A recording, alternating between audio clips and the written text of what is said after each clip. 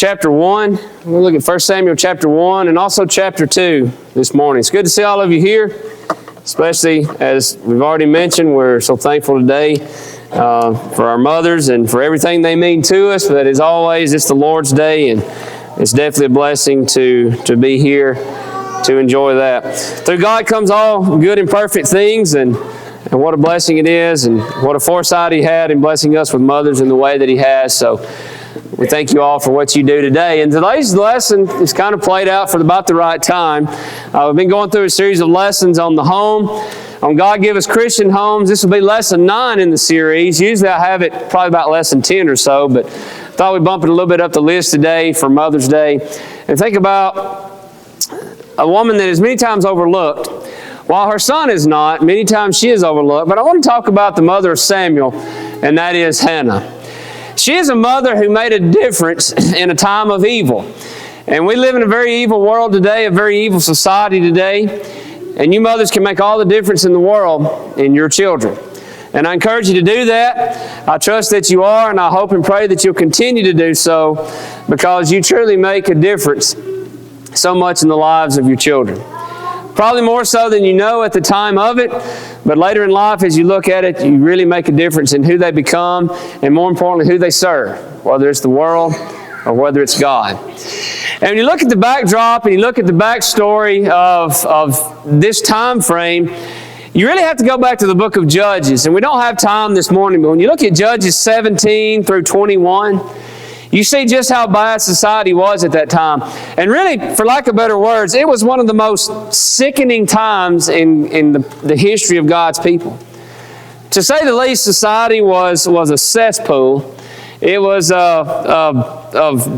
just full of depravity, full of corruption. There was lawlessness, there was abusiveness, there was idolatry, there was violence, there was all kind of gross, awful sexual sins going on. People didn't seem to care much about God. They were going in a different direction than what God would want them to. They were murderous, they were greedy, they were unjust, and there was war, and there was just a lot of problems. And in the midst of this, we have a lady named Hannah who had no children, couldn't have any children, poured her heart out to God because of that, and God blessed her. And the thing that I want you to all think about tonight is she raised her son in a terrible, evil world, but he turned out to make a difference for good. I remember when Julie and I first started talking about having children, and as we had Addie, and then we had Ryan, and now Lizzie. You know, each time we've had a child, it's kind of sunk in a little bit deeper. They're being born into a terrible world. And it's almost frightening to think about raising a child with all the temptations and all the evils that surround them. But on the other side of that, it's a great opportunity. It's a great opportunity to not go with the status quo. It's a great opportunity to have a new warrior in God's army to make a difference for the good. Because rest assured, God needs more good kids. God needs more good people. God needs more good Christians in His army to stand up for what is right. So, rather than looking at, man, I'm raising my child in a terrible world and this is just an unreal challenge, look at it from the standpoint of this is a great opportunity. Because in my lifespan, right now, is probably one of the greatest opportunities to shed light in a nation that is dark in many ways. And in a lot of ways, that starts with your children. Mothers, you have a huge role to play in that. And I encourage you this morning as we look at Hannah to understand what your great responsibility really is. She made a difference in a time of evil. She made a difference in the shadows. She made a difference not on the forefront of what was going on, but she made a difference in her son. And he made a difference in God's people. And so can your children as well. So I encourage you to follow along with me this morning as we look in 1 Samuel 1, and particularly in verse 28, when she says there, I have lent him to the Lord. As long as he lives, he shall be lent to the Lord. So they worship the Lord there. From before he was born, she dedicated his life to God. What a lesson and what a testament to all of you mothers today, and really to all of us as parents. So I want us to hone in on this lesson and to think about this lady that is often overlooked, but one that definitely made a difference in the lives of her child. or in the life of her child. She was prayerful. That's what it's going to take to be good mothers. That's what it's going to take to be good parents. That's what it's going to take to be good Christians. We have to be prayerful in every way. Follow along with me. Let's go to 1 Samuel chapter 1. We'll look there in verse 10. 1 Samuel 1 and in verse 10. It says there, and she was in bitterness of soul and prayed to the Lord and wept in anguish. Now we'll talk about just why she was so upset in just a moment. It was more than just she couldn't have any children. It was more to it than that.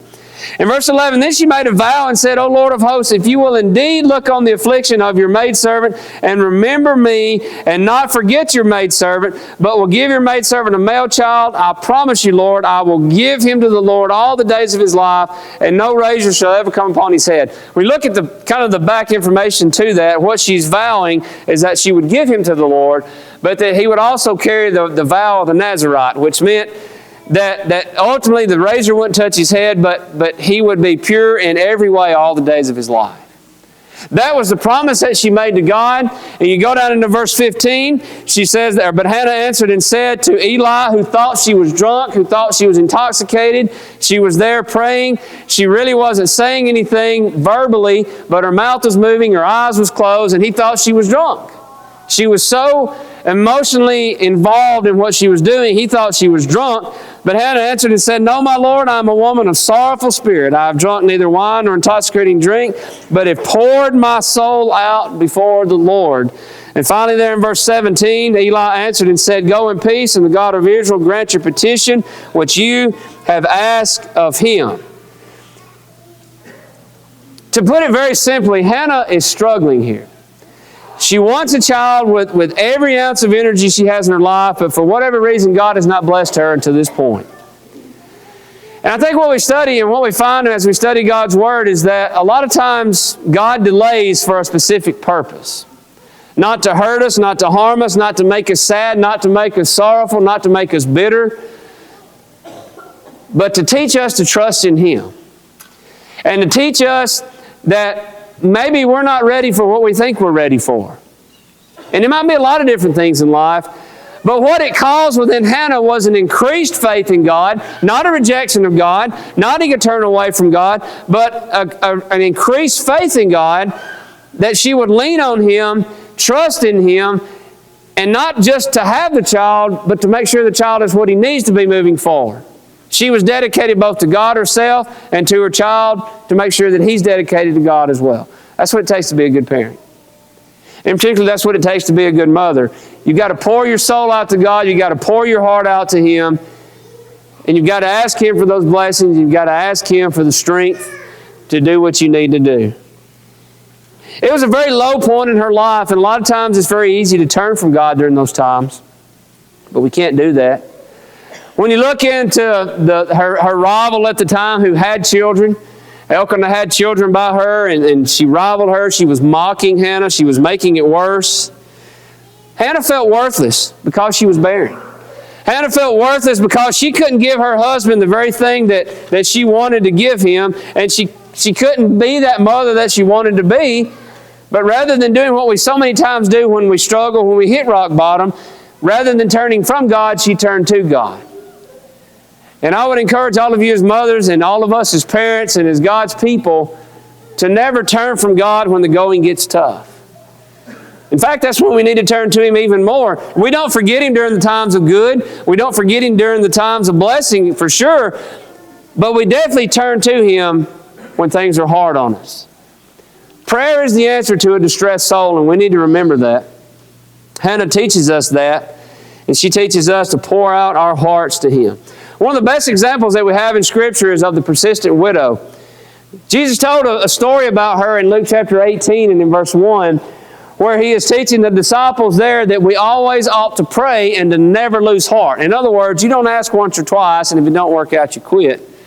You say, obviously it's not God's will, obviously He's not listening, and you go on your way and do something else. That's not what we do.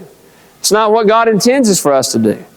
In fact, the more that we struggle, the more that we're sorrowful of heart, the even harder that we pray. And Jesus told them a story in regards to that, about a widow who was persistent, that needed help from the king, that needed help from those in charge. And she went and she prayed, or she requested that, and he just kind of brushed her off. And she came back, and she came back, and she came back. And finally, the moral of that story, the lesson in that story is that he finally answered her request and answered her plea, not because he cared about her, not because he really loved her or loved God or anybody, but because she wearied him, because she just kept on pressing. And Jesus' point in that story is that if a king who doesn't care about God or man will listen to somebody who is persistent, then our God, who loves us so much that He gave His only Son for us, you know He'll surely listen. And He is listening. So we need to pour our hearts out to Him. As mothers, a lot of times, raising children, it's going to take a lot of prayer. Hannah teaches us that, and we understand how she was blessed because of that. But I go back to verse 11. As I think about that in verse 11, she made a vow and again said, "O Lord, if you will indeed look on my affliction and give me this child, I will pour every ounce of energy I have into him, and I will make sure that he follows you all the days of his life." If only every mother was that dedicated to her children. Before the child is born, after the child is born, and the rest of their lives. If we were only that much dedicated to our children, think about how much greater the world would be. Think about how much stronger our children would be, how much stronger the church would be. Mothers, I encourage you, be that dedicated to your children. They need you. And we need you to be that. Be that, just like Hannah. That prayerful person who always seeks God's guidance. But she was also willing to deny herself. Notice there in chapter 1 and in verse 26, one of the most important parts about being a mother is that you have to deny yourself, because it takes a lot of time. Not that you don't have stuff you need, not that you never do anything for yourself. I'm not saying that. But what I'm saying is it takes a lot of self-denial to be the mother that you need to be. It takes a lot of self-denial to be the father you need to be. We'll talk about that in a future lesson. But notice what is said here, 1 Samuel chapter 1 and in verse 26. It says there, "Then they slaughtered a bull and brought the child to Eli. And she said, O my Lord, as your soul lives, my Lord, I am the woman who stood by you here, praying to the Lord." Now there was a time frame of where her husband said, let's go up to the temple, and in verses 19 through 25, and we'll offer sacrifices. And she says, no, I'm not ready to do that yet. But when I get ready with this child to do that, we'll go then. Well, that time of weaning, that time of nurturing that child and weaning that child, Samuel, is about 2.5 to 3 years. Well, that time is up now. So they go in and they bring the child to Eli in verse 25. And in verse 26, she says, "O my Lord, as your soul lives, my Lord, I am the Lord, or I'm the soul lives, my Lord, I'm the woman who stood by you here praying to the Lord." Again, she says, remember me? I'm the woman that you thought was drunk that day, but yet I was praying for a child. Here is this child. I've nurtured this child. This child is now weaned, and I have kept my word to God. I've kept my word that you heard me say that day, or that we talked about that day. And this child is ready to go to you. In verse 27, "For this child I prayed, and the Lord has granted me my petition which I asked. Therefore I have also lent him to the Lord. As long as he lives, he is the Lord." Mothers, I want you to imagine that scene just for a moment. Fathers as well, all of us this morning. We talk about self-denial and we talk about dedication to God. I want you to think about that scene just for a moment. Here is Hannah. She's prayed for this child. She's poured everything that she absolutely has into this child before it was born, while she carried it, while she nurtured, and now this child is weaned. She's poured everything she has into this child in a very short amount of time. She brings it to the temple. She brings it to Eli. She brings it here and says, here he is. I give him to you. I give him to God. The very thing that she wanted so bad, she now just lets loose of it, just lets go of it and says, I ask you to bless me. You have blessed me. I've had 2.5 to 3 years, and now he's yours to serve God forever. Can you imagine how hard that must have been on her? Can you imagine how difficult that must have been on her to be able to let go of that child, To walk away and to know that child's not coming with her. Yes, he's taken care of, but to leave him there, to walk away, and to now not have him at home the way she always has before. But she is keeping her vow to God. Sometimes in life it's hard to keep your vows. Sometimes in life it's hard to keep commitments because of the challenges that we face, but we have to do it in order to keep God first. It's been a number of years ago, back when Julie and I first left Carragher to start preaching and teaching in different places and different congregations, but you don't think about it at the time because you're young, you're just setting out on your own, and my mind was set on preaching. My mind was set on trying to figure out how I was going to do this thing that I had no clue what I was doing. So when I got up and said a few things at Carragher that day and said I was going to preach and preached out everything everybody had done for me and just kind of said my farewell or whatever, I didn't really think much about it. But about a month or two after that, my mother came to me and she just finally told me, she said, "You don't realize how hard that was to watch you and her walk out of that church building and know that you are not a part of us anymore." And I thought, "What do you mean?" I said, "I haven't gone anywhere. I still live here. You still see us. I've not gone to another country." "What do you mean?" She says, "Well, you'll understand one day when you have to watch your kids leave." She says, "I'm glad you did it. I prayed that you would do it, but it's just tough." Here's the point. I learned a lesson then, and I've learned it now with my children, and not that I've done that yet, but as you have your own, you understand it. There's going to come a day when you're going to have to let them go. That's going to be a tough day. I'll tell you what will make that day a lot easier, I believe. Like I said, I haven't done it yet, but this is my thoughts on it. And some of you tell me if I'm wrong. What will make that day a lot easier, at least a lot more bearable, is that if as a mother and as a father, you know that you have poured everything you have into that child. You've taught them everything you can about God's Word. You've took them to church. You took them to class. You took them to worship as much as you can. You've provided them with every opportunity to serve God. You've done all you can do. And it'll still be a hard day, but if you've poured everything that you can as far as God into that child, I do believe that'll make that day a lot easier. Because you've given them the tools to be successful. Like the Bible teaches us, like Peter says, that God has given us all things that pertain to life and godliness. If we give that to our children, they have everything they need moving forward. The question I want to ask you this morning, as mothers in particular, but also as fathers, are you doing that? There's going to come a day that you'll have to deny yourself in order to give your children and to give God what they need. But the question is, what are you doing today to make that day a lot easier? Hannah poured everything she had into that child.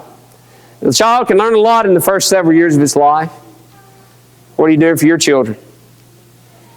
What's best for God and what's best for our children is that we deny ourselves and that we put God and put our kids first. Hannah taught us that. Jesus taught us that in Matthew chapter 16 and verse 24. That if anyone wants to come after me, he has to deny himself, to take up his cross and follow me. If you're doing that for the Lord, chances are you're doing that for your children as well. Hannah teaches us that lesson, and I think we should all take note because we learned some wonderful lessons from it. Hannah was truly thankful.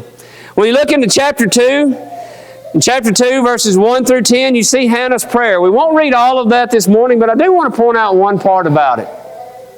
And that is that Hannah's heart was in the right place. It is amazing the sacrifice that she gave to God. She gave her son to God, literally. But she was happy to do it. How can you do and give such a great sacrifice and be so happy about it? How can we do that?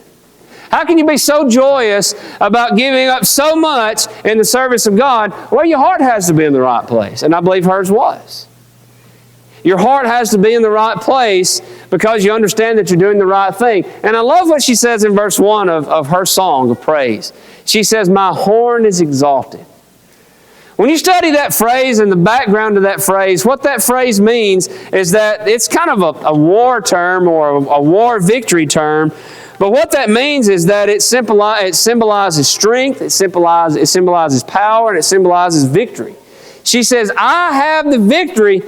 And most people wouldn't say that when they've just given their child up to somebody else. If you left your child there with Eli the priest and you walked away, many may say that's not a victory, that's a loss. Well, to her it was a victory because she had victory in that she kept her commitment, she kept her promises, the child was ready, he was going to be raised even more in the Lord, and that was a victory. I hope we see victories when they really exist. Not just when they exist according to the terms of what society says is a victory. I appreciate William reading for us this morning in Romans chapter 8, but that's what that passage is all about. We may seem like in this life we're torn down, we're ripped apart, all these bad things are happening to us, but Paul says we're more than conquerors through that. If God is for us, who can be against us? And I believe that was a mentality of Hannah right here, because yes, it was a great loss for her, but what a great gain for God and for God's people. And my friends, that's a victory for everybody. Are we truly thankful to God for what He's given us? The best answer to that is how we're treating, how we're dealing with, and how we're bringing up the very gift that He has given us, which is our children. Children are a straight gift from God. And if we truly appreciate them, if we're truly thankful to them or for them to God, then we will raise them like Hannah raised Samuel. Truly thankful. Always giving God the glory. This probably is the most touching scene of the whole passage here. Turn with me, if you will, over to 1 Samuel chapter 2. We'll look at verse 18. She was an industrious servant, and mothers, that's what you're going to have to be, because your children need you to be that. But notice what it says here. Samuel ministered before the Lord, even as a child, wearing a linen ephod. He's being prepped to be a priest. In verse 19, moreover, his mother used to make him a little robe and bring it to him year by year when she came up with her husband to offer the yearly sacrifice. And Eli would bless Elkanah and his wife and say, the Lord give you descendants from this woman, from the loan that was given to the Lord. Notice that, from the loan that was given to the Lord. Then they would go to their own home. And the Lord visited Hannah so that she conceived and bore 3 more sons and 2 daughters. Meanwhile, the child Samuel grew before the Lord. Now, I want you mothers to kind of connect with this, and you probably already have. As fathers, we don't really put much thought into this. In the mind of a father, I would think the people at church doesn't care if my daughter has a bow in her hair or not. But apparently you all do. You all do. And you all care if everything's ironed just fine and everything else. Mothers think about that stuff. Fathers are like, let's just go. But a mother pours a lot of attention into that. A mother pours a lot of things into that because she wants her children to be ready to be right before the Lord. I think as fathers we do too, but we're not near as inclined to be focused on that. But I want you to imagine the scene there. Each year she's getting to see Samuel at the yearly sacrifice, and she's anxious to see if the little robe that she's made him for this year, and she's not with him every day, so she's trying to make this little linen ephod for him to make sure that he has something to wear for the next year. She's not seeing him every day. Maybe she hadn't had the opportunity to measure him and to think about it, so she's just kind of guesstimating how much he's grown. She makes something to him, she brings it to him, and she's just hoping and praying it fits. Isn't that a pretty good scene of a mother? She wants to make sure that her child has what he needs to glorify God in the right way. Isn't that a beautiful story? I believe every mother wants that. Sometimes I believe we just sort of maybe lose track of that. But just think of the tears of joy that she had in seeing her son serve God. And I want you to think about the difference here as well. Samuel is growing in the Lord daily, and as we read about Eli's sons in the very next chapter, they're getting worse and worse day by day. What's the difference? What's the difference in the same children, or at least in children in the same place, and they're growing up completely different? What's the difference? The difference was their mother. Now you might say, well, Eli didn't do his job, and that's a story for another day. But the difference in Samuel and in Eli's sons is that his mother was dedicated to him, and she gave him all the essentials that she needed as an industrious mother to make sure that he could serve God. I'll put it to you in this way. She put her son in the best position to glorify God. Eli did not. Parents, are we doing that? Are we putting our children in the very best scenario, in the best position to do His will? You've heard me say this before. Some of you have, talk about luck. I have kind of a little different viewpoint on luck. I don't really believe in luck. I believe being at the right place at the right time with the right purpose. and things work out good. Some people call that luck. I call that doing hard work, trusting in God, and He gives you the increase.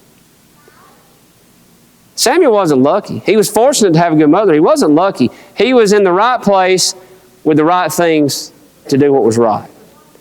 And that was all because of his mother. Mothers, you play that big of a difference in your child's life.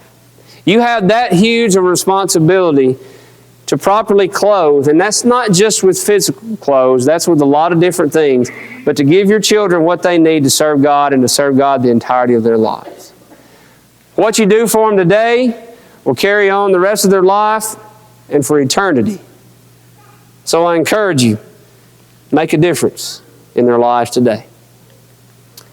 Hannah had great joy in her life.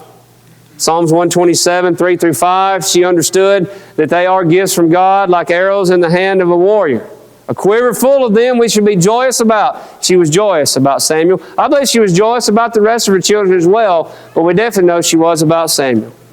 Proverbs 22 and in verse 6, she was one that was dedicated on training up a child in the way he would go, and it proved to be true in Samuel's life. When he was old, he didn't depart from it. Samuel faced some very difficult times. He had to deal with very difficult people like King Saul. But he never batted an eye because his mother gave him so much strength. And don't you know that it was good for her and for Elkanah to sit back, and as in 1 John or 3 John 1 and in verse 4 where it says, I have no greater joy than to hear that my children walk in the truth. Don't you know it was a great joy in their heart to know that Samuel, their son, was God's servant. And that he was blessing people, that God's people were strong because of him. And because of what they did through him, their efforts are blessing so many. Isn't that a beautiful thought? She was an industrious servant, and it paid off for many, many years to come. So here's a lesson this morning. It's very simple. It's very straightforward. First of all, we want to thank you, mothers, for what you do. We thank you for who you are before you had your children. We thank you for carrying them. Those months, those very trying months of your life as you carried those children or that child. We thank you for birthing God's gift. We thank you for raising God's gifts from heaven. Without you, we could do nothing because you really make us who we are. So we thank you. But for the lesson this morning, I encourage you to be persistent in prayer. Always lean on God because you need His help, and we all do, to be the parents that we need to be. Always put God first. Never put yourself first. But always remember where those children fall as well. Never neglect them. Give them everything they need to serve God today and moving forward. Always count your blessings for them. Always thank God for them because they're truly a gift from Him. And always give them what they need to serve God in the best capacity they can. That's what Hannah did for Samuel. And I believe as you do that as mothers, what you'll see is a generation of children that will build this church up, that will build the Lord's church up as a whole, and will improve things all around. And one day when your life is coming to the near of the end, you can look back and you can smile because what you'll see is your children serving God because of what you did when they were under your wing. Thank you for that. And we encourage you to continue to do that because the Lord Church needs you to be just like Hannah. What a great example she was to us. Thank you for your attention today. I hope that the lesson was beneficial to you. Fathers, you're coming up, and we're going to talk about you soon, but for today, it's about the mothers. And I encourage all of you mothers to think about that. If there's some things that you need prayers from the church to help you with, we'd be happy to pray for you. Again, we're all in this together. We're rearing these children together. We want to get them to heaven. So let's do all that we can for them today. If you need to make some changes to your life today, we hope you will. If you need prayers, we'll do that. If you need to be baptized and become a Christian, we're happy to do that today as well. If you're a subject, won't you come while we stand and while we sing?